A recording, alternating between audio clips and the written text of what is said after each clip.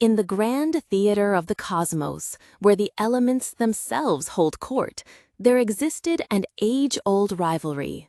It was a friendly but persistent debate between two powerful forces of nature: Boreas, the mighty north wind, and Solara, the gentle sun. Boreas was a being of immense power and pride. He believed that true strength was the only thing that mattered. "Look at the world, Solara," he would often boast, his voice a deep rumble like a distant storm. "Mountains are carved by the unyielding force of glaciers. Empires are built by the might of armies. To be strong is to command respect, to win every battle. Humans understand this. They wage wars and conquer lands, proving that might makes right." He believed that brute force was the ultimate answer to every problem. Solara, in contrast, possessed a quiet and radiant strength. She believed in the power of warmth and persuasion.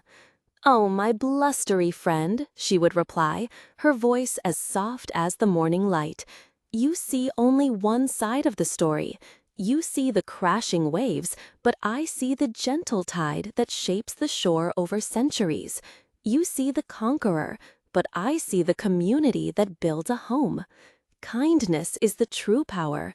It is what makes the seeds sprout, what draws friends together, and what builds families. A person who is kind will never be truly alone or defeated." Their debate continued for eons, until one crisp autumn day, Boreas decided he'd had enough talk. "Words are meaningless," he howled.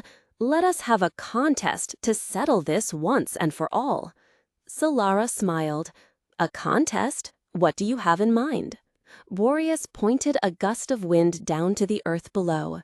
On a long, winding road, a lone traveler named Arthur was walking. The air was chilly, so Arthur had wrapped himself in a thick, heavy cloak to stay warm. "Do you see that man?" Boreas declared. "The first one of us who can make him remove his cloak will be declared the winner. I will prove to you that my power is superior." "An interesting challenge," Solara agreed. "I accept your terms. But be warned, force is not always the answer." "We shall see," roared Boreas. "I will go first, and this will be over quickly." With a mighty shout, Boreas descended upon the earth. He unleashed a furious, howling gale. The wind shrieked through the trees, tearing leaves from their branches. Dust and debris swirled in a chaotic dance. Boreas blasted Arthur with all his might, expecting to rip the cloak right off his shoulders. But the harder the wind blew, the colder Arthur became. Instinctively, he clutched his cloak tighter, pulling the fabric close around his body as a shield against the merciless assault. He leaned into the wind, his jaw set with determination, and refused to let go.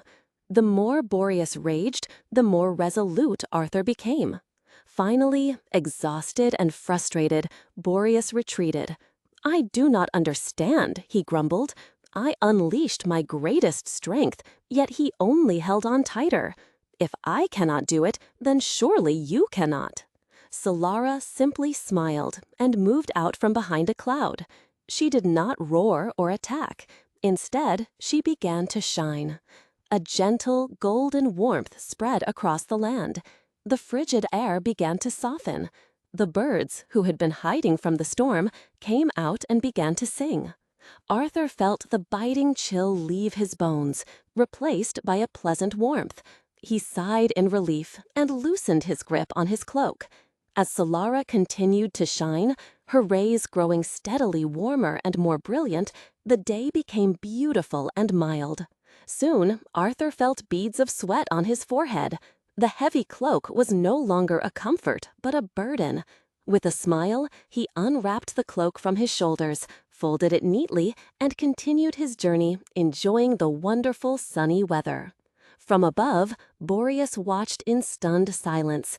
How did you do that?" he whispered, his powerful voice now filled with awe.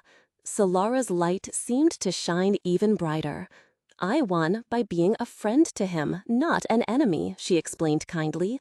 I offered him comfort, not conflict. You tried to tear the cloak from him, which only made him resist.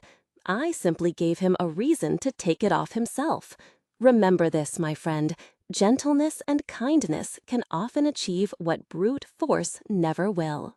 And from that day on, though the north wind was still strong and wild, he never forgot the lesson he learned from the gentle sun.